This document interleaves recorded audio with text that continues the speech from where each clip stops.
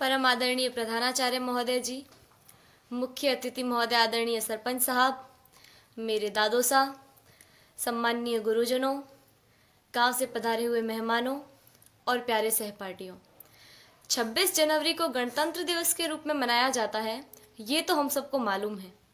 अब इस लोकतंत्र की राह पर चलते चलते हमारी शिक्षा व्यवस्था किस राह पर आकर खड़ी हो गई है, आज मैं उसके बारे में कुछ निवेदन करना चाहूँगी।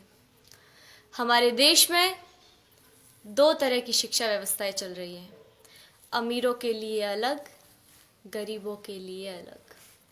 अमीरों के लिए प्राइवेट स्कूल, गरीबों के लिए सरकारी स्कूल।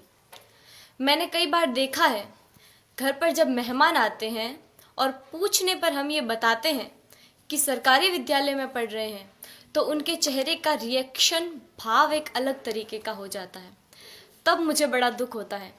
उन सभी लोगों से मैं ये निवेदन करना चाहूँगी कि आप बहुत बड़ी गलतफहमी में हैं, क्योंकि शिक्षा का जो स्रोत है, शिक्षा जहाँ से आती है, वो आदरणीय शिक्षक है।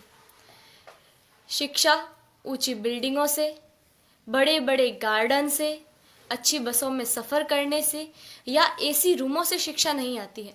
शिक्षा आती है शिक्षकों से, और वहाँ पढ़ा रहे सभी शिक्षक राजस्थान सरकार या किसी भी सरकार द्वारा आयोजित शिक्षकों को चयनित करने की परीक्षा में असफल रहे हुए लोग हैं, जिनको सरकार ने शिक्षक बनाने से इनकार कर दिया है।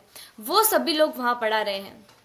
हमारा सौभाग्य है कि हम जिस विद्यालय में पढ़ रहे हैं, वहाँ के शिक्षक राजस्थान सरकार द्वारा आयोजित शिक्षकों को चयनित करने की परीक्षा, जिसमें लाखों लोग भाग लेते हैं, उन लाखों लोगों में से चुने हुए शिक्षक हैं, जिनको राजस्थान सरकार ने शिक्षक बनने के योग्य समझा है। हमारा सौभाग्य है कि हमें ऐसे ट्रेंड टीचर पढ़ा रहे हैं।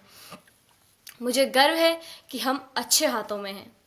मेरे दादो सा आदरणीय जय सिंह जी देवल यहाँ विराजे हुए हैं, जो मुझे कभी कभी एक बात कहते हैं कि जितने भी IAS, RAS या सरकार के किसी भी उच्च पद पर लगे हुए ऑफिसरों में से ज़्यादातर ऑफिसर्स सरकारी विद्यालयों में पढ़े हुए हैं और सरकारी विद्यालयों से ही उत्तीर्ण हुए हैं।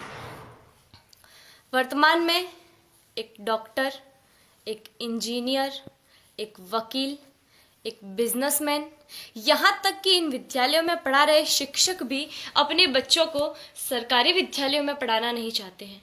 आखिर क्या कारण है? इसका कारण है संसाधनों का अभाव। मैं आप गांव वालों से भी एक निवेदन करना चाहूँगी कि कहीं कोई गरबा हो, गणेश चतुर्थी हो, कोई आयोजन हो, कोई आर्केस्ट्रा हो या कहीं धरना देना हो, तो आप लोग हजारों की संख्या में पहुंच जाते हैं और हजारों की तादाद में रुपया खर्च करते हैं, लेकिन इस विद्यालय की तरफ कभी किसी ने झांक कर नहीं देखा। इस विद्यालय की ओर देखने का किसी को भी समय नहीं है। मैं आप गांव वालों से ये निवेदन करना चाहूँगी कि जितना जोश आप उधर उन कार्यक्रमों में दिखाते हैं, उतना ही जोश आप इधर इन विद्यालयों के लिए दिखाएं। भविष्य में संजोगवश हम सरकारी विद्यालय में पढ़ रहे छात्रों में से कोई प्रधानमंत्री या और कुछ बन गया, तो सबसे पहले तो हम ये कोशिश करेंगे कि भारत की तमाम सरकारी स्कूलों को एक उच्च स्तर पर ले आए, ताकि वर्तमान भविष्य में भारत में एक ऐसा समय आए कि सभी बच्चे सरकारी विद्यालय में पढ़ रहे होंगे। मुझे जो कहना था वो कह दिया। मैंने जो कहा वो गलत है या सही, मुझे नहीं पता। इसका निर्णय तो आप लोग ही कर सकते हैं। मेरे जो मन में था वो कह दिया। अब मुझे बहुत अच्छा महसूस हो रहा है। जय हिंद, जय भारत।